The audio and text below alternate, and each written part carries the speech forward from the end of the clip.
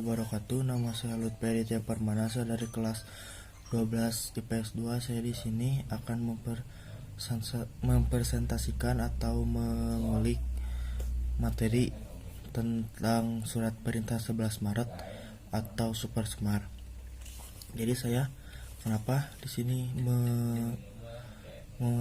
mempresentasikan tentang Super Semar ini karena materinya cukup menarik. Terus saya juga ingin memahami apa isi dan faedah dari surat-surat perintah 11 Maret ini. Langsung aja ya. Jadi surat perintah 11 Maret atau Super Semar itu adalah surat yang ditandatangani oleh Presiden Republik Indonesia, yaitu Bapak Soekarno pada tanggal 11 Maret 1966. Terus surat ini juga berisi perintah yang menginstruksikan Soeharto selaku Panglima Komando Operasi Keamanan dan Ketertiban untuk mengambil segala tindakan yang dianggap perlu untuk mengatasi situasi keamanan yang buruk pada saat itu. Terus awalnya keluarnya Super Semar terjadi ketika pada tanggal 11 Maret 1966 Presiden Soekarno mengadakan sidang pelantikan Kabinet Dwi Kora yang disempurnakan yang dikenal dengan nama Kabinet 100 Menteri. Pada saat sidang dimulai, Brigadir Jenderal Sabur sebagai Panglima Pasukan Pengawal Presiden melaporkan bahwa banyak pasukan liar atau pasukan tak dikenal yang belakangan ini diketahui adalah pasukan Kostrad di bawah pimpinan Mayor Jenderal Kemal Idris yang bertugas menahan orang-orang yang berada di kabinet yang diduga terlibat G30S. Di antaranya adalah Wakil Perdana Menteri 1 Soebandrio. Terus berdasarkan laporan tersebut, Presiden bersama Wakil Perdana Menteri 1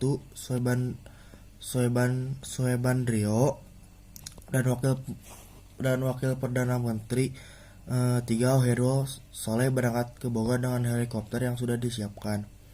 Sementara sidang akhirnya ditutup oleh Wakil Perdana Menteri 2 Dr. Andes Jenderal Leimena yang kemudian menyusul ke Bogor.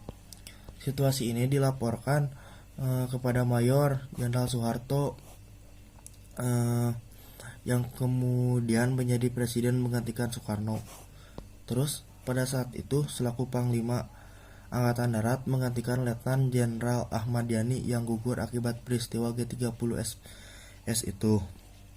Mayor Jenderal atau Maijen Soeharto saat itu tidak menghadiri sidang kabinet karena sakit.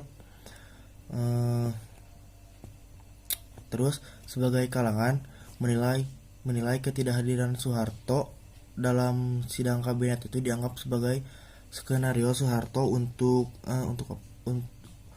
menunggu situasi, sebab dianggap sebagai sebuah kejanggalan.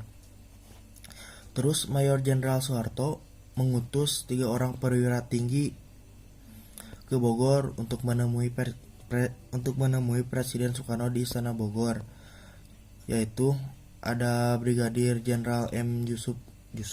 Terus yang kedua ada Brigadir Jenderal Amir Mahmud dan yang terakhir Brigadir Jenderal Basuki Rahmat. Setibanya di Bogor pada malam hari terjadi pembicaraan antara 3 perwira tinggi Angkatan Darat dengan Presiden Soekarno mengenai situasi yang terjadi dan ketiga perwira tersebut menyatakan bahwa Maijen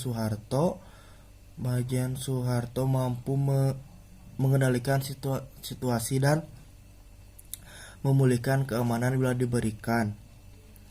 Terus surat tugas atau surat kuasa yang memberikan kewenangan kepadanya untuk mengambil tindakan. Menurut Jenderal M. Yusuf, pembicaraan dengan Presiden Soekarno hingga pukul 23 sekitar setengah 9 malam. Terus Presiden Soekarno juga setuju untuk itu dan dibuatlah surat perintah yang dikenal sebagai Surat Perintah 11 Maret yang populer bisa dikenal sebagai Super Semar, yang ditunjukkan kepada Maijen Soeharto selaku Panglima Angkatan Darat untuk mengambil tindakan yang perlu untuk memulihkan keamanan dan ketertiban. Terus surat Supermar tersebut tiba di Jakarta pada tanggal 12 Maret 1966 pukul 1 waktu setempat, yang dibawa oleh